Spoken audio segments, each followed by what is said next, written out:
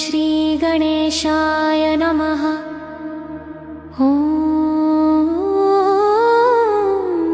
श्री महालक्ष्मी नमः।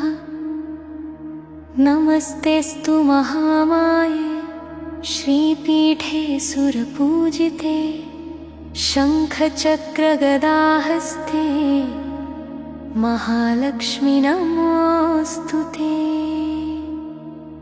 नमस्ते गरुडारूढे कोलासुरभयङ्करी सर्वपापहरे देवी महालक्ष्मी नमोऽस्तुते। सर्वटे सर्ववरदे सर्वदुष्टभयङ्करी सर्वदुःखहरे देवी महालक्ष्मी नमोऽस्तुते।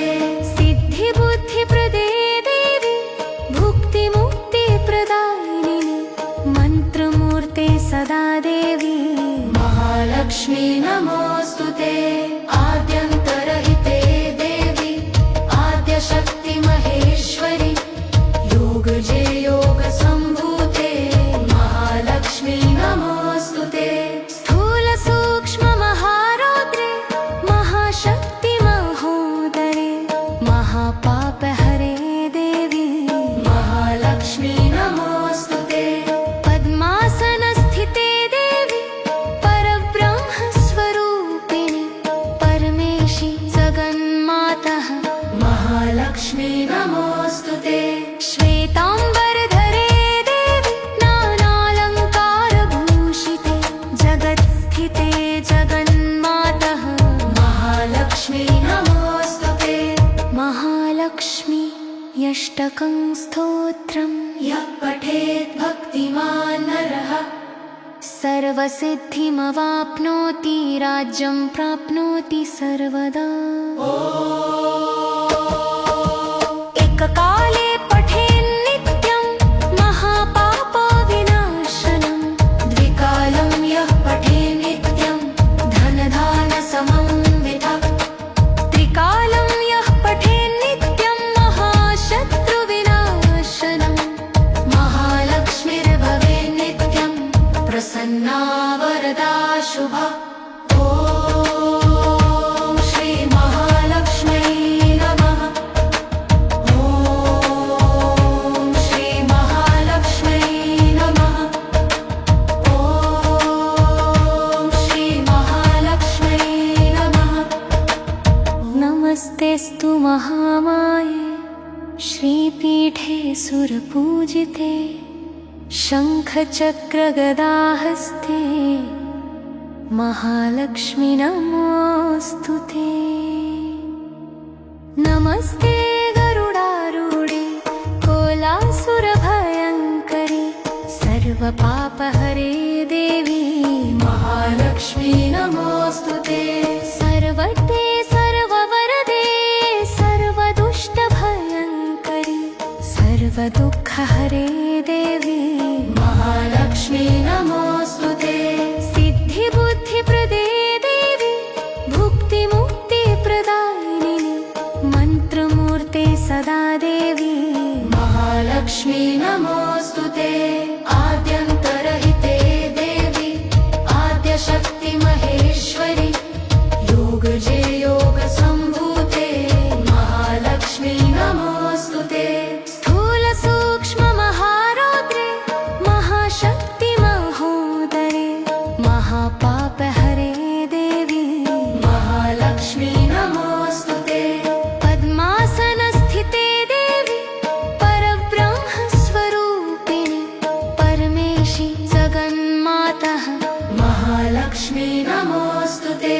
श्वेताम्बरधरे देवी नानालङ्कारभूषिते जगत्स्थिते जगन्मातः महालक्ष्मी नमोऽस्तुते। महालक्ष्मी अष्टकं स्तोत्रं यः पठेत् भक्तिमान् नरः सर्वसिद्धिमवाप्नोति राज्यं प्राप्नोति सर्वदा। एककाले पठेन्नित्यं महापापविनाशनं द्विकालं यः पठेन्नित्यं धनधान्यसमन्वितः त्रिकालं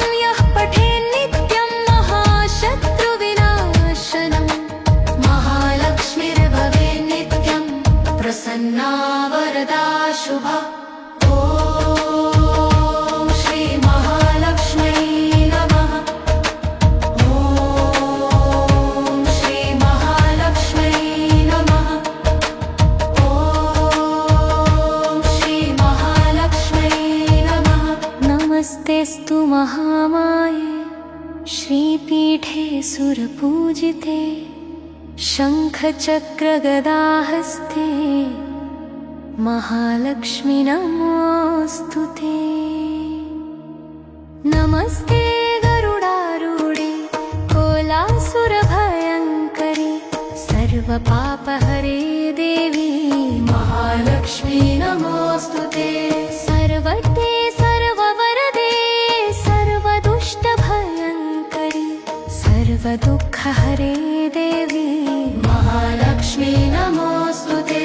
सिद्धिबुद्धिप्रदे देवी भुक्तिमुक्तिप्रदायिनी मन्त्रमूर्ते सदा देवी महालक्ष्मी नमोऽस्तु ते। आद्यन्तरहिते देवी आद्यशक्ति महेश्वरी योगजे योगसम्भूते महालक्ष्मी नमोऽस्तु ते। स्थूलसूक्ष्ममहारौद्रे महाशक्ति महोदरे महापापहरे देवी महालक्ष्मी नमोऽस्तु ते। पद्मासनस्थिते देवी परब्रह्मस्वरूपिणी परमेशी जगन्मातः महालक्ष्मी नमोऽस्तु ते। श्वेताम्बरधरे देवी नानालङ्कारभूषिते जगत्स्थिते जगन्मातः महालक्ष्मी नमोऽस्तु ते। महालक्ष्मी यष्टकं स्तोत्रं यः पठेत् भक्तिमान् नरः सर्वसिद्धिमवाप्नोति राज्यं प्राप्नोति सर्वदा।